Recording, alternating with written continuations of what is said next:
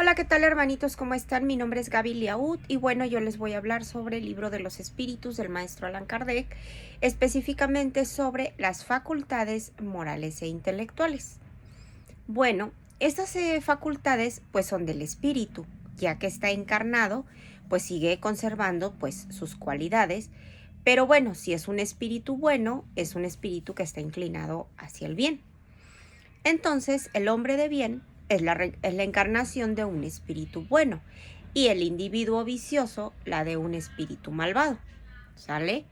Pero podríamos decir mejor que es un espíritu imperfecto. ¿Por qué? Porque si no, diríamos que los espíritus son siempre malos. Si nosotros decimos, es que es malo, es un demonio, por ejemplo, todo el tiempo lo estaríamos calificando de que siempre es lo mismo y de que siempre va a ser lo mismo, y recordemos que no es así. Todos vamos hacia la luz, todos vamos a mejorar, entonces todos tenemos que seguir avanzando hacia nuestro progreso moral y espiritual. Entonces, lo correcto no es decir un espíritu diabólico o un demonio, sino decir es un espíritu imperfecto. Al final son nuestros hermanitos atrasados, pero son hermanos.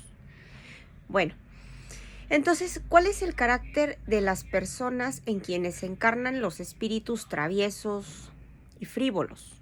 Son personas atolondradas, son juguetonas y a veces son malévolas. Los espíritus no tienen pasiones ajenas a la humanidad.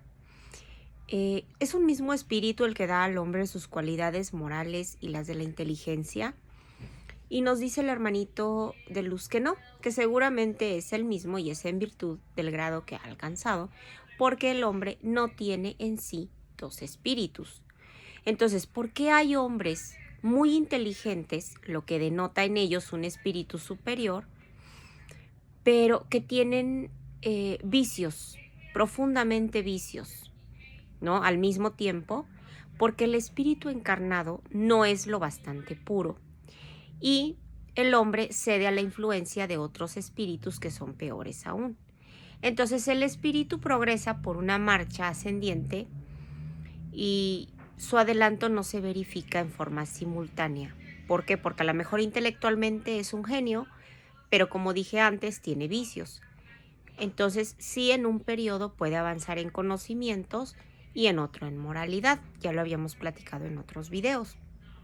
Entonces, ¿qué pensar de la opinión según la cual las diversas facultades intelectuales y morales del hombre serían el producto de otros tantos espíritus de diferentes encarnados que están en él, cada uno de los cuales poseen una aptitud especial? Bueno, al reflexionar se llega a la conclusión de que es absurdo. ¿Por qué? Porque el espíritu debe poseer todas las aptitudes para poder progresar, necesita tener una voluntad y esa voluntad es de él. Si él no lo quiere hacer, nadie lo puede obligar, tiene que querer progresar.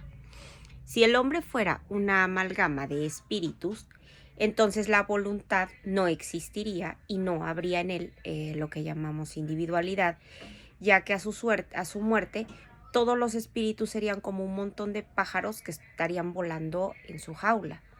Entonces el hombre se queja a menudo de no poder comprender ciertas cosas y es curioso ver cómo multiplica las dificultades mientras que tiene a la mano una explicación enteramente simple y natural.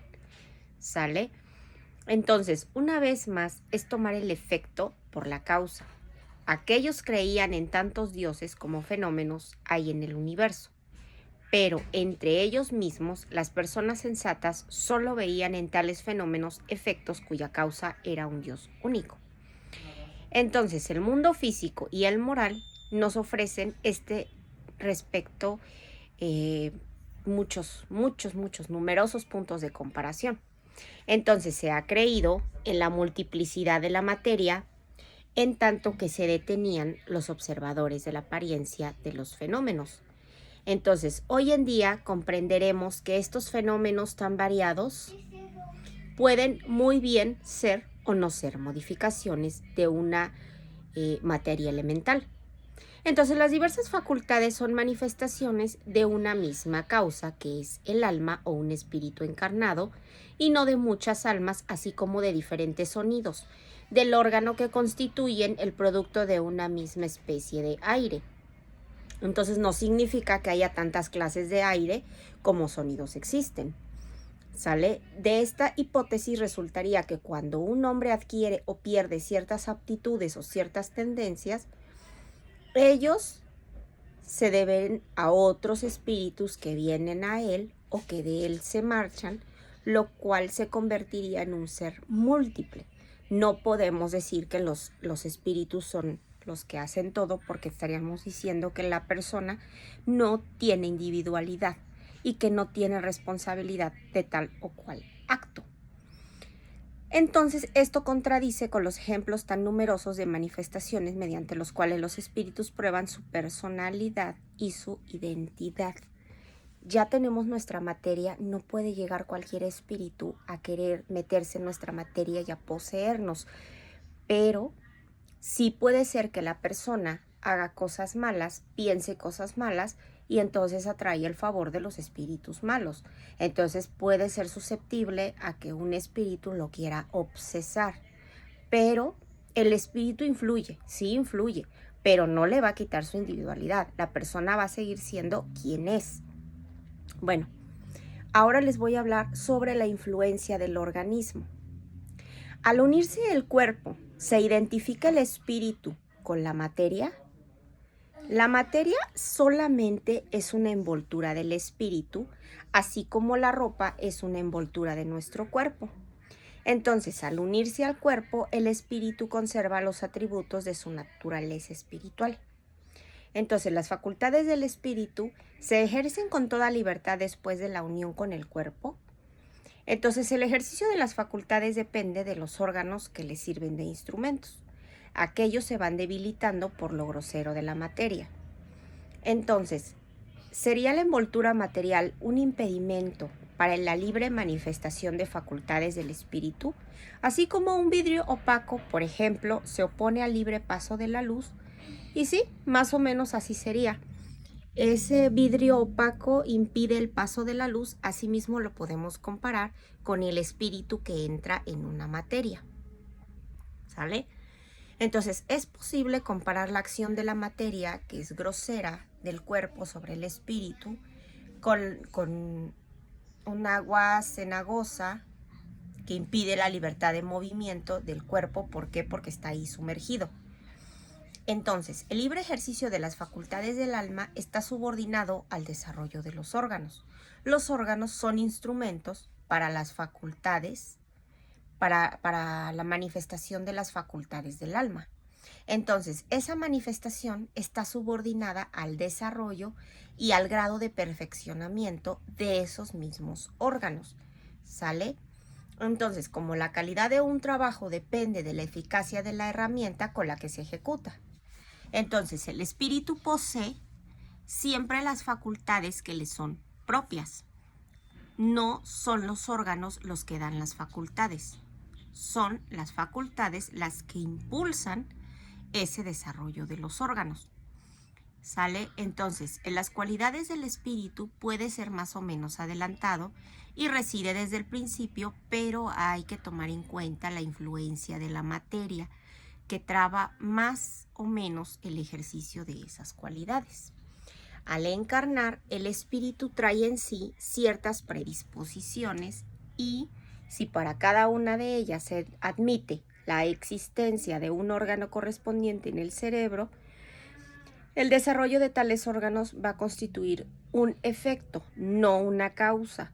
Entonces, si las facultades tuvieran su principio en los órganos del hombre, sería una máquina desprovista de libre albedrío y de la responsabilidad de sus actos. Entonces, habría que admitir que los más grandes genios, que los sabios, los poetas, que el artista son solo genios, porque en la casualidad les ha otorgado órganos especiales, de donde se sigue que sin dichos órganos no habrían sido genios, y que el último imbécil hubiera podido ser un Newton. Entonces, un Virgilio, un Rafael, si hubiera estado provisto de tal o cual órgano. Entonces, la suposición más absurda todavía cuando se aplica a las cualidades morales. Así pues, según esta hipótesis de San Vicente de Paúl, dotado por la naturaleza de tal o cual órgano, hubiera podido ser un malhechor, y el mayor de los desalmados solo le afectaría un órgano para ser Vicente de Paúl. Por el contrario, admitir que los órganos especiales en verdad existen son consecuencia de la facultad y se desarrollan mediante el ejercicio de esta facultad. Entonces, así como los músculos crecen por medio del movimiento, no tendría nada de irracional, ¿sale? Entonces, vamos a hacer una comparación trivial. Las señales fisionómicas que conocemos del hombre, que está entregado a la bebida, ¿son esos signos lo que lo convierten en un ebrio o la embriaguez la que los engendra? Se puede afirmar que los órganos reciben el sello de las facultades. Bueno, hermanitos, espero que les haya gustado, espero que les haya, que le hayan entendido. Entonces, no es que cada quien posea órganos especiales, es el espíritu el que obra por medio de los órganos. ¿Sale? Ahora les voy a hablar sobre el idiotismo, sobre la locura. Los cretinos, los idiotas, tienen un alma humana y con frecuencia es más inteligente de lo que nosotros pensamos, pero sufre por la insuficiencia de los medios de los que dispone para comunicarse. ¿Por qué? Porque no se puede comunicar con el mundo, ¿sale? La materia es la que está imperfecta, pero ellos están, su espíritu está muy bien.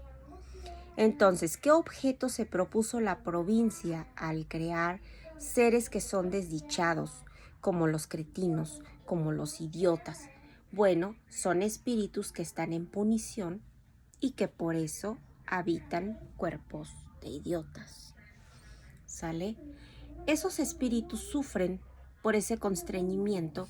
¿Por qué? Porque tienen una impotencia, porque ellos quieren hacer cosas, decir cosas y no las pueden hacer porque su materia no se los permite.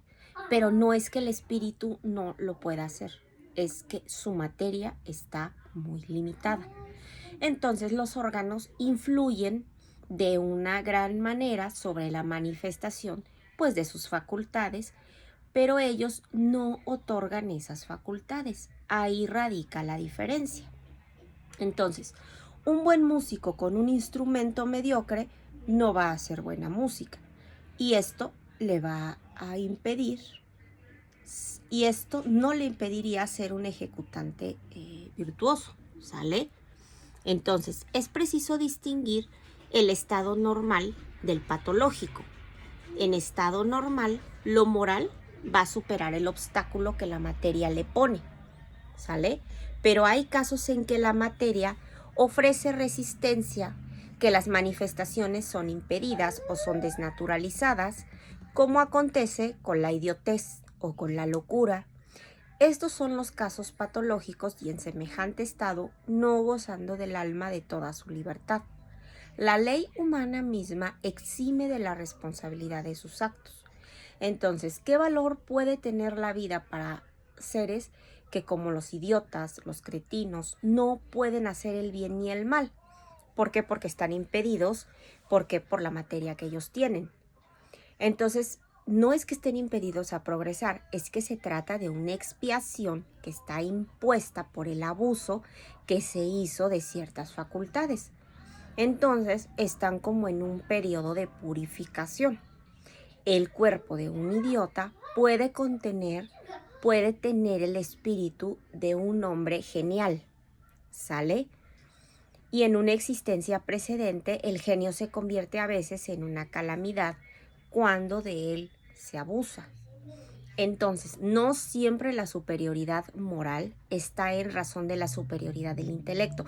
Son dos cosas distintas. Una cosa es la cuestión moral y otra cosa la intelectual.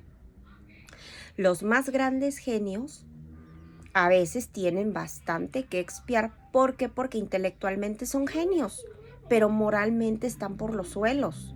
Entonces de ahí que muchas veces les corresponde una existencia inferior a la que vivieron antes, y esta es una causa de sufrimientos.